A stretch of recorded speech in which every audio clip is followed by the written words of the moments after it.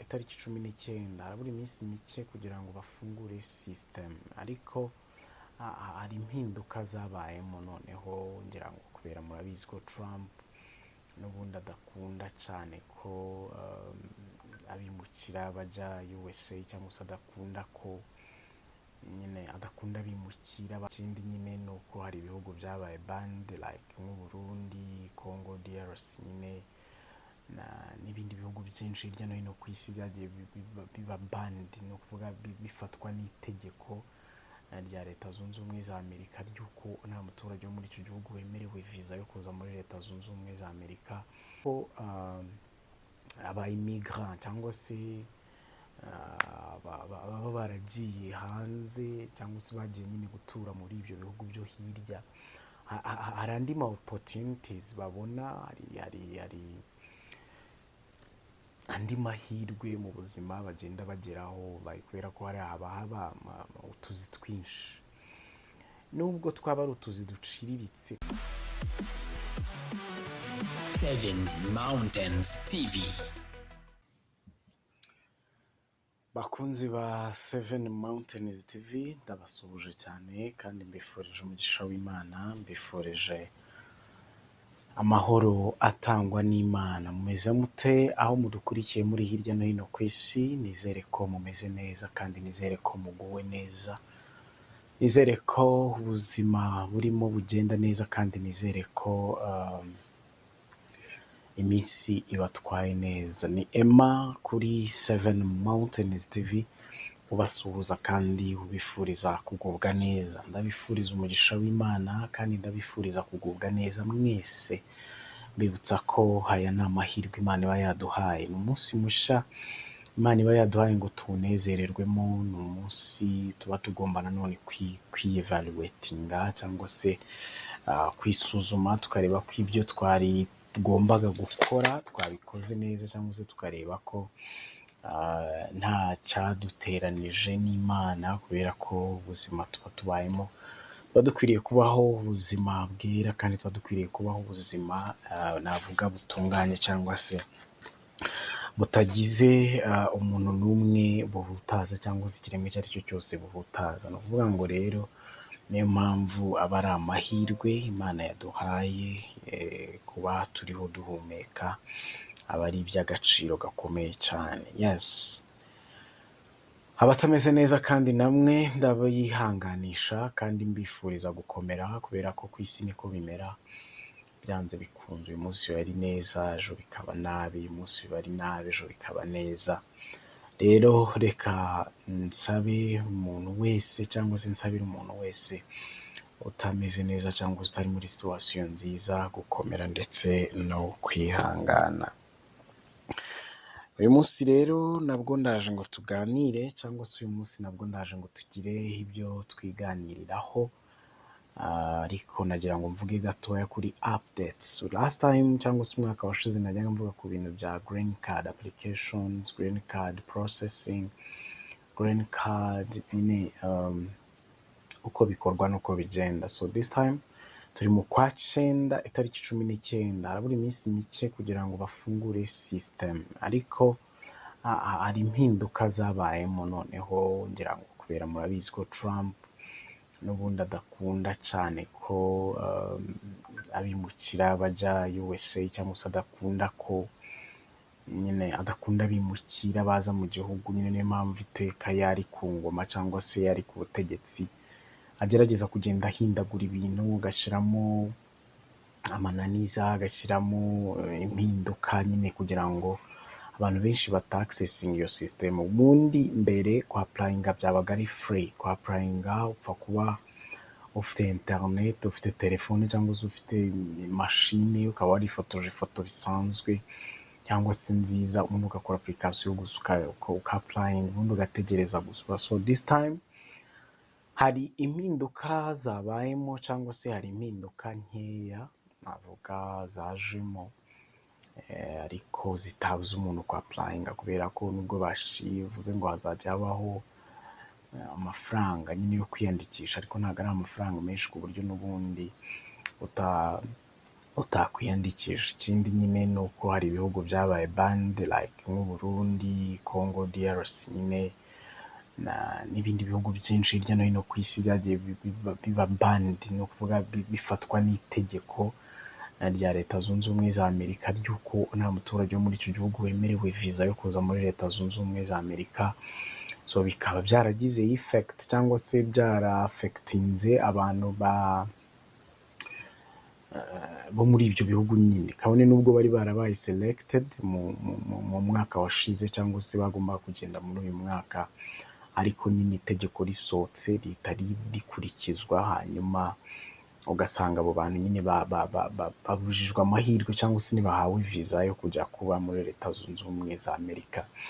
Mbibutse ni amahirwe aba ari aho agenda, si amahirwe yandi, kubera ko buriya rega nta hantu Imana itaguhera umugisha, nta hantu Imana itaguhera umugisha. Imana yaguhera umugisha iwanyu, Imana yaguhera umugisha inaha muri Afurika. Turabizi ko abantu muri Afurika baba hari baguwe neza, turabizi ko muri Afurika abantu baba bafite like bamwe bari mu bihugu bifite umutekano, bibemerera nyine gushakisha birimo opportunity nyinshi. For instance u Rwanda, you know, nta kibazo kwigumira iwanyu. Icyambere no gukunda iwanyu nyine ukaba proud y'igihugu cyawe, ukakirwanira ishyaka, ukagikorera, you know, mu iterambere kirimo nawe ugaparticipatinga, nicyo kintu cya mbere. Ariko nanone ntabwo twirengagije ko aba immigrant cyangwa se baba baragiye hanze cyangwa se bagiye nyine gutura muri ibyo bihugu byo hirya, hari andi ma opportunities babona, hari andi mahirwe mu buzima bagenda bageraho, kubera ko hari haba utuzi twinshi, nubwo twaba ari utuzi duciriritse, kubera ko n'ubundi iyo uvuye inaha kabone nubwo waba warize wararangije za kaminuza za hano iyo ugeze hariya babona ko education yawe cyangwa se uburezi bwanyu butari kuri standard yawe, utari kuri ku kigero nk'icyabo. So rero ntabwo wagerayo ngo uhite ubona akazi keza like ko gukora muri office, ko gukora kuba manager runaka cyangwa iki. Nyine batangirira ku tuzi twa man power, foreman cyangwa se supervisor w'abantu bakora ibintu biraho, kuba abapompiste, gukora amajardin, gukora mu ngo se, kugira gute. Ariko ibyo ntacyo bitwaye, icyo kibazo rwose ko hari umuntu uzumva yicaye hano akavuga ngo njye sinajya abana ngo kujya kurera ngo abakecuru ngo bashaje, azifu nta nubwo bari abakecuru bashaje bapfa kuba guha gutyo gusa, bisaba we warize nasi uri umunasi, bisaba kuba ufite trainings zabo, kuko ntabwo bapfa kujugunyira abantu babo gutyo gusa ngo no kugenda guteze. So rero ntacyo biba bitwaye ku muntu ubirivingira muri ibyo cyangwa se ubyizereramo, ntawe uba ukwiriye kumuca intege. Ariko nanone icyambere ni ugukunda iwanyu, kuvuga ngo n'ubundi niyo wagenda, njye mba numva afite mentality yo kuvuga ngo ngende mpahe ngaruke ntahe. So rero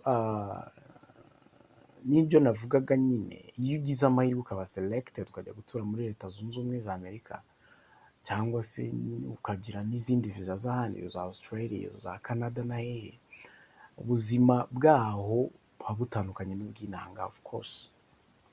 Ariko nanone ntitwirengagize yuko nubwo bagerayo bakabona ubwo bushobozi n'amafaranga akaboneka, ariko twe twibwira ko afite agaciro kubera ko turi kuyavunja mu ya hano, ariko nabo sometimes barakubitwa nyine uko bayabona akaba ariko agenda, ugasanga nta mafaranga ahari. So rero ni ukuvuga ngo nujya unakora application ya green card uvuga uti ngiye gutura muri Leta Zunze Ubumwe za Amerika, I'm going to be rich, ngiye gushaka amafaranga, ngiye kuba umukire, ntabwo ari ibintu bita bikunda. Cyakoza ushobora kugerayo ukihinga ugakora cyane, ariko nabwo ya mafaranga ubonye cyangwa ya madolari wabonye ukaza kuyashora cyangwa se uyakoresha mu bikorwa hano mu bihugu byo muri Afurika, nibwo baba bafite agaciro. Ariko kuvuga ngo uriyo and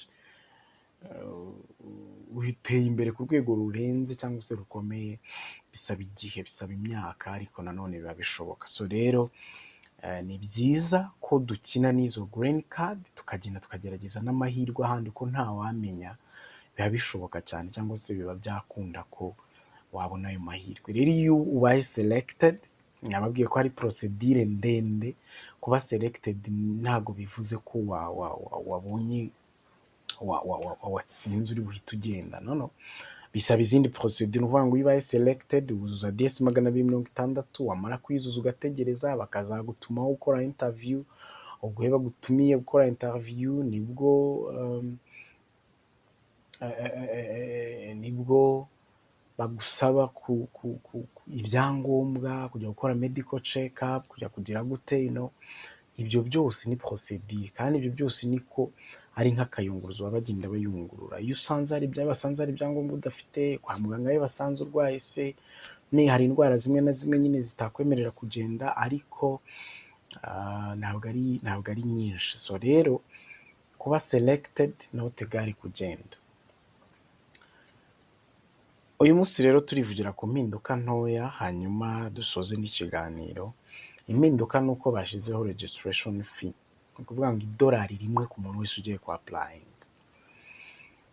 Ntabwo ndasobanukirwa neza, ndi kubisoma simbibone neza niba ayo mafees cyangwa se ayo mafaranga, tuvuge nimba uri famiye ugiye ku applying nka famiye, niba wowe main applicant, ariko nibyo wowe main applicant ni ugomba kwishyura $1, hanyuma ukapplyingira famiye yawe yose. Wajya gucuramo na partner wawe nka main applicant, nawe ugatangira iryo $1, hanyuma ukamwapplyinga. $1 mu Rwanda ngira ngo ni $1,500, reka tubare gutyo.